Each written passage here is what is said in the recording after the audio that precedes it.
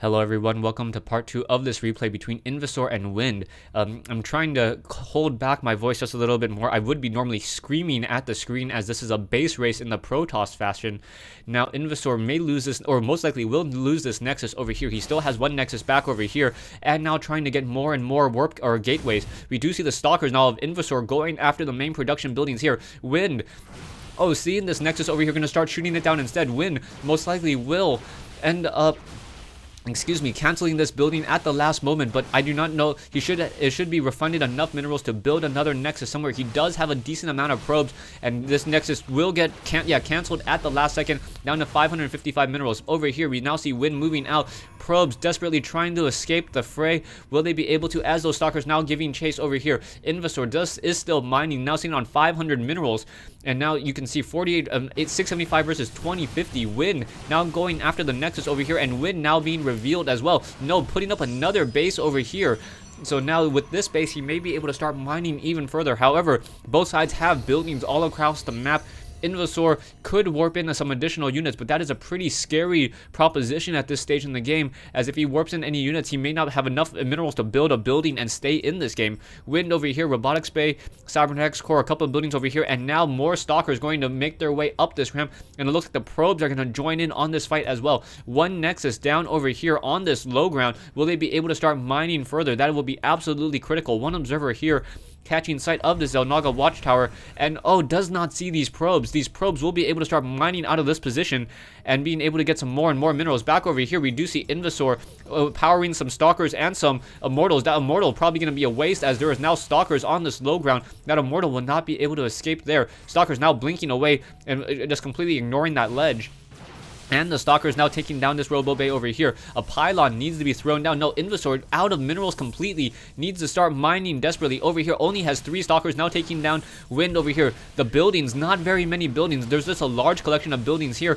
And really, Wind does not have anything to protect his expansion. This is looking very, very bad, as these gateways, probably one too many gateways, probably could have used a cooldown on one to build up an additional Stalker. Back over here, now Stalkers continuing to fight. No, they're not going to continue to fight, as they have found the main base over here. So iNvaSOr now going to move in and try to take down this base. Wind down to 200 minerals, now trying to take down this Nexus. Going to go after some of those probes instead. Probes are now going to get shot down and destroyed. 1 probe down, 2 probes down, only 1 probe left over here, and now no additional mining. Wind does have some probes over here, but does not have enough to continue to mine. This Nexus will get taken down and will reveal. Wind does not have any additional way to throw down another Nexus anywhere. Back over here, we still see iNvaSOr continuing to mine, and it looks as though this probe is just going to be spawning pylons all across the map. Pylons, the second cheapest building that a probe can build, and you can also build an assimilator on these Vespene geysers as well, and those assimilators also have much more hit points, so that's probably a safer bet if you're trying to go for a base race.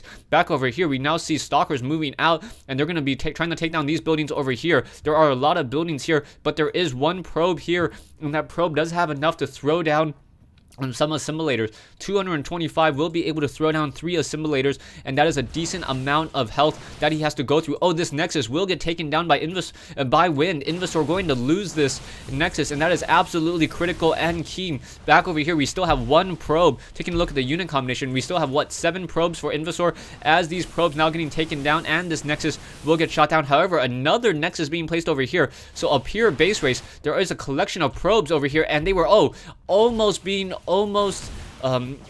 were able to escape there. However, those probes all quickly getting taken down, one of those being lit up by that weird fungusy thing over there. Back over here, we see the Stalkers continuing to take down these assimilators, and there is 1 probe in this position, and that's going to be a really, really bad place for that probe to be. It will get taken down.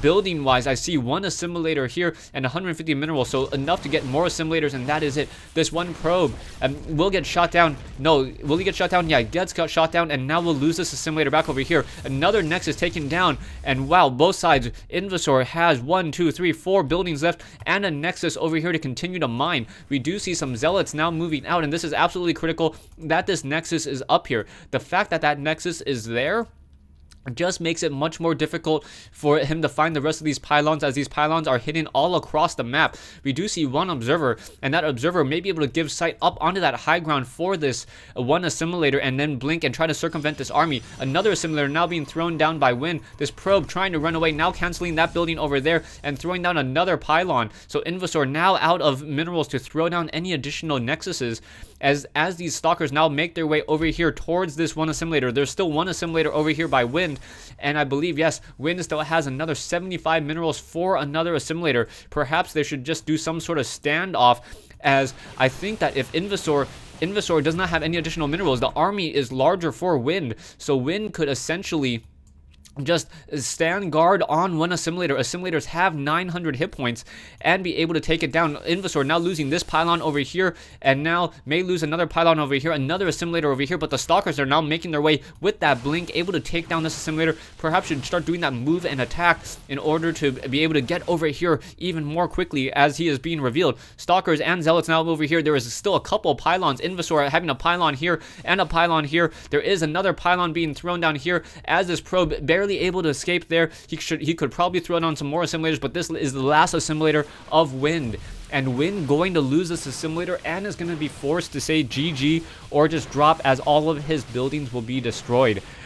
Wow, great game here up until the very end. Wind has left the game. There we go, as iNvaSOr wins the base race here. You can see the amount of red on the map compared to the amount of blue. This is the last pylon. This one pylon is the only building that is standing between iNvaSOr's victory and defeat. I believe if Wind had taken just some small army and had left stalkers or sentries, or even if he had left sentries in order to try to block the path and not allow those stalkers to blink up, he may have been able to escape his fate. Thanks for watching. Thanks for listening. I hope you guys enjoyed this 1v1 replay between iNvaSOr and Wind here in the Xel'Naga Caverns.